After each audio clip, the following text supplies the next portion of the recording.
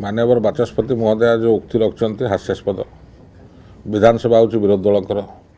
विरोधी दल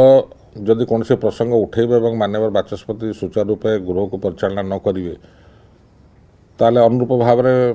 हट्टगोल हो अचला परिस्थिति सृष्टि हो तापर सी दायी हे परिचालनागत दक्षता पर सबकिछ निर्भर करे ना कि विरोधी दल पर निर्भर करे। विरोधी दल जदि जो प्रसंग उठाइबा चाहिए ताकू जदि चेयर बा माननीय बाचस्पति महोदय जदि ताकू ठीक भाव में अनुसरण न करी विधानसभा विरोधी दल को उचित समय न देवे तो हट्टगोल हवा सुनिश्चित। याद द्विमत द्विधा मत कौट रहा और याद नूतन तो कौन अच्छे सी प्रथम थर बाचस्पति होती तो ओनर्सटा